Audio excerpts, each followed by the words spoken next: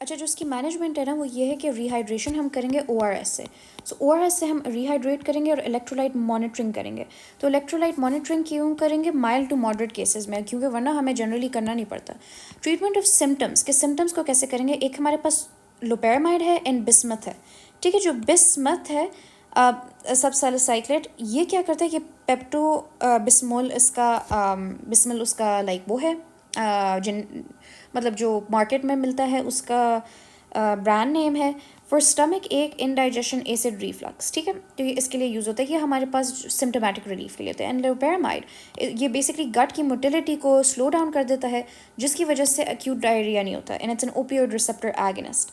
लेकिन एंटीबायोटिक्स हम कब देंगे? Usually it's not needed until there is moderate to severe travellers diarrhoea, कि फॉर एग्जांपल 10 डेज ट्रैवल किया हिस्ट्री और हिस्ट्री ऑफ कंटामिनेटेड फूड और वाटर।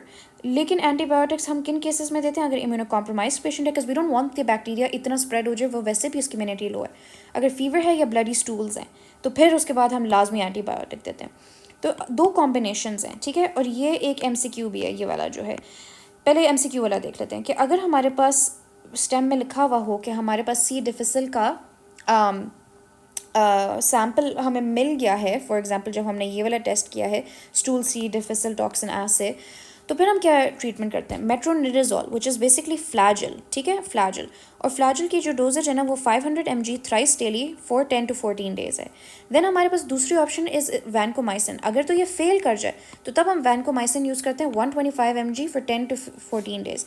और जो नॉर्मली हम देते हैं that is ciprofloxacin and azithromycin की combination for 5 days which is a fluoroquinolone and macrolide. So ciprofloxacin and azithromycin. When do you hospitalize? अगर पेशेंट सिवियर डिहाइड्रेशन के साथ आए, प्रोफ्यूज ब्लडी डायरिया हो, फीवर हो, टॉक्सिक अपीयरेंस हो and can't tolerate oral fluids. अगर हम अब देखें कि हम स्पेशल पैथोजेंस का रिव्यू देखें, तो सैल्मोनेला हमारे पास दो सोर्सेज हैं, एग्स एंड पोल्ट्री। और हमें पता है ये ऑलरेडी ये फीवर कॉज करता है, ये हम डिस्कस कर चुके हैं, और ब्लडी डायरिया होता है इसमें। ठीक है, फिर शिगेला देख लेते हैं। शिगेला भी हमें पता है कि ब्लड की उसमें होता है, और शिगेला यूजुअली हमारे पास डेकर होता है। इंटेरो हेमोरेजिक इकोलाई, ये हमारे पास ये भी ब्लडी डायरिया होता है। लेकिन ये किन केसेस में होता है? हमने कहा था ये पोल्ट्री एंड एग्स में है। अब इकोलाई जो ये इंटेरो हेमोरेजिक है, ये अंडर कुक्ड बीफ के अंदर होता है। और इसकी वजह से क्योंकि ये इतना ब्लडी प्रॉब्लम कॉज करता है, तो हीमोलिटिक यूरेमिक सिंड्रोम रिस्क होता है, तो इसमें HUS हो जाता है। ठीक है, सो जस्ट रिमेंबर कि HUS is caused by entero hemorrhagic E coli and undercooked beef. And then कंपाइलोबैक्टर।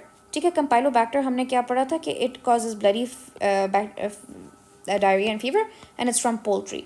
C difficile इसके रिसेंट अगर एंटीबायोटिक यूज है तो तब हम सस्पेक्ट करेंगे। तो just some quick points: blood and fever, invasive bacteria, no blood no fever, it's viral और toxin mediated.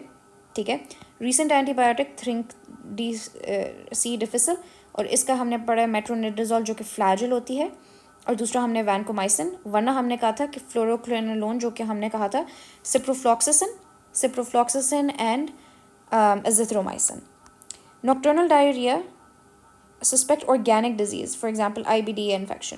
Most electrolyte जो एबनॉर्मेलिटी होती है, ये क्वेश्चन आ सकता है कि what is the most common electrolyte imbalance in acute diarrhoea? तो hypokalemia है एंड मेटाबॉलिक एसिडोसिस हो सकता है।